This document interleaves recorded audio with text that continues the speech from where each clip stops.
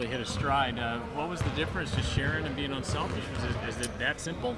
I think part of it is we shared it better. Maybe got a little bit better shot than we got it at Georgetown when we played there on the last game on the road. But we also made some shots, which was good to see. It's been a while since we've had a shooting game like that. We had several in the non-conference portion of our season, but haven't had many of those in the conference portion of the schedule. So it's good to see guys stay confident in themselves and rise up and continue to make shots. What have you seen out of Clement in terms of his growing confidence and his ability to kind of be a steadying force out there when he's on the floor? Well, he's always been confident. This is his fourth year in our program. He knows the offense and defense inside out, knows the other team's offense and defense better than us coaches do. So he just has a great feel for the game, has an understanding of where the ball needs to go and when it needs to get there. And the combination of he and Davion's been really good for us the last few games. Tyler is like another coach out there on the court.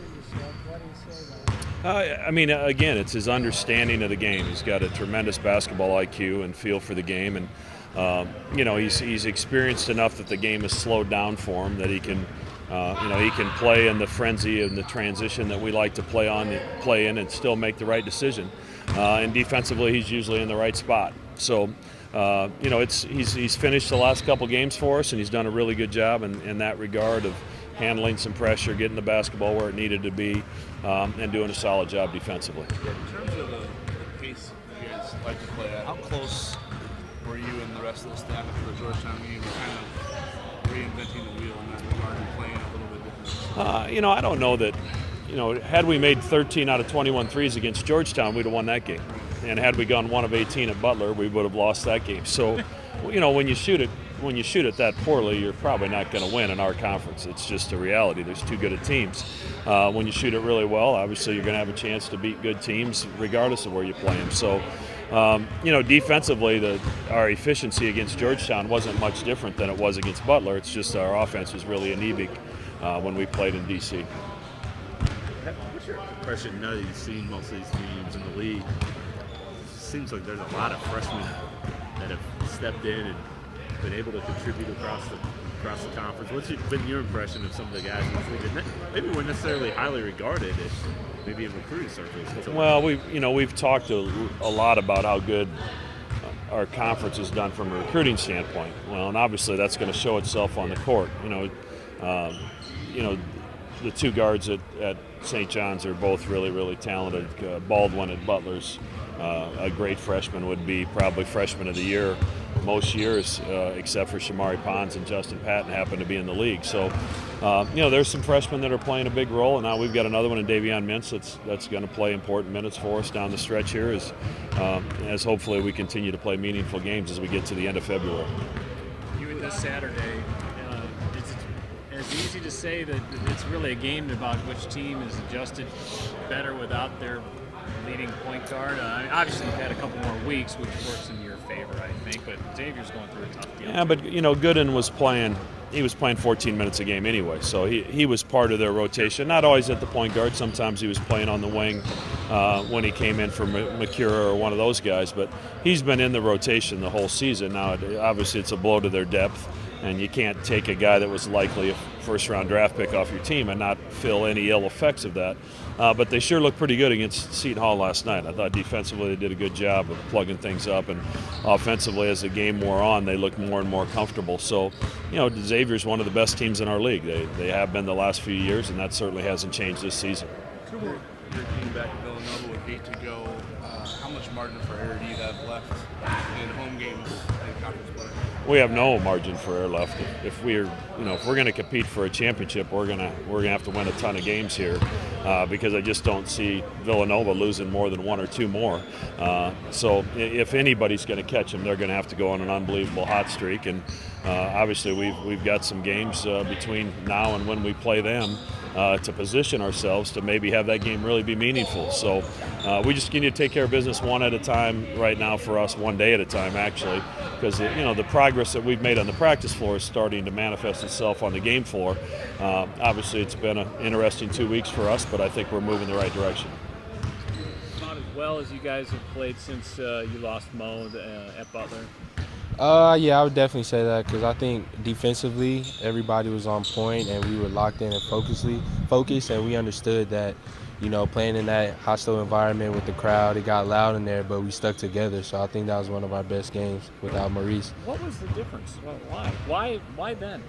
I just think we understood the importance of the game. Like, in order for us to be Big East champion contenders, we had to win a game like that, and dropping Marquette hurt, so we definitely have to go get road games now.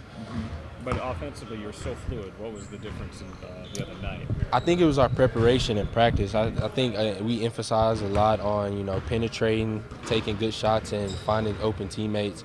And I think when we get our defense going and we have a lot of energy and we're really locked in trying to get stops and make runs, that's when our offense gets going for us.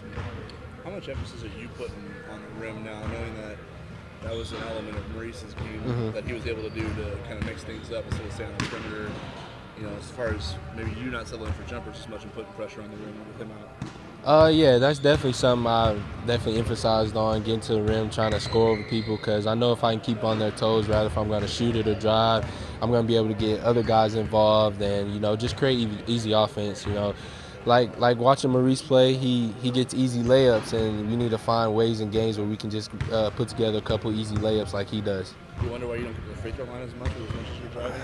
I always wondered that since the beginning of the season, but I just keep tacking like Coach Mack told me to do. Are you cognizant about which point guard is in? Because obviously they're little different styles. I mean, do you know, or is it in the flow of the game and you finally realize, oh, Tyler's in, or oh, Davion's in? It's really kind of like the flow of the game. I think Coach Mack really goes off of who's playing better at the time. I think TC was doing very well in, slowing us down and getting us into sets and getting us to move the ball. Davion's a great point guard. He's young. I don't think he's been in a game like that before. I think he learned a lot from it. So I think they'll both be ready to play next game, though. We need them both. Yeah, I was going to say Saturday's kind of a battle between teams without their point guard. Which team has adapted better? Is that fair to say? Oh, definitely fair to say. Ed Sumner, he had the ball in his hands a lot for Xavier, and he created a lot for him. So it's basically the same situation for them as it is for us. So I think it's about two teams that's really going to find out, who can be the better point guards. Is good? How hard is it to beat a team twice? You guys beat Butler twice, which I'm sure it wasn't easy. I know. Yeah, it wasn't. What's the challenges that are part of that? Honestly, you have to be even better than what you were the first game, and I think we were better the second game than we were the first game. I know for me, if a team beats me the first time, then I'm going to be even more ready to play the second time. So you have to have a whole different mentality going into the second game and being prepared. I guess you're a full game behind Villanova, and they have one on you in the head-to-head.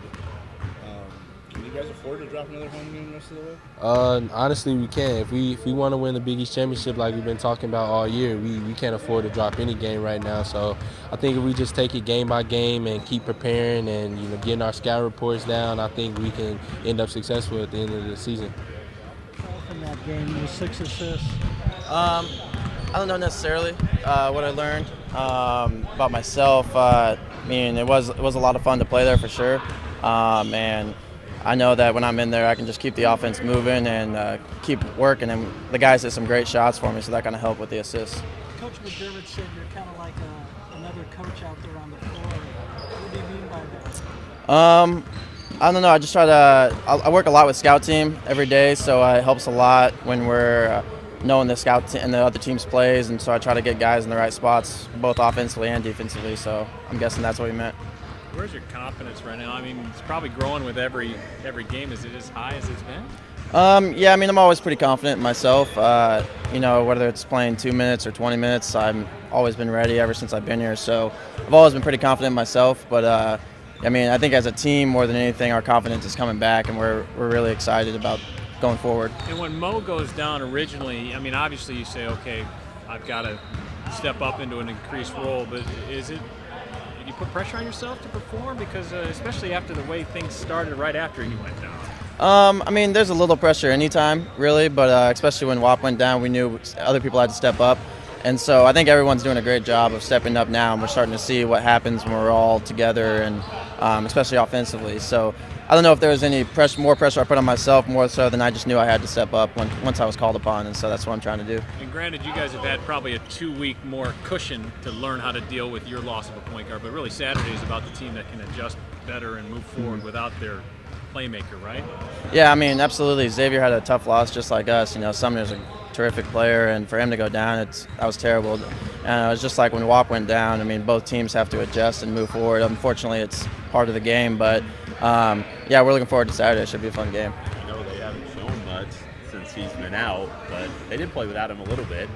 From your perspective, have they changed a lot? I mean, that you can tell that, or do you expect to see a pretty similar team that you saw 2 weeks ago or 3 weeks ago when they came?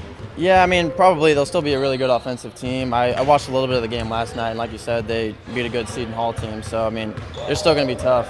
They're a tough team. They do a lot of good things offensively, and so even without Sumner, they're going to be tough to beat. Two more.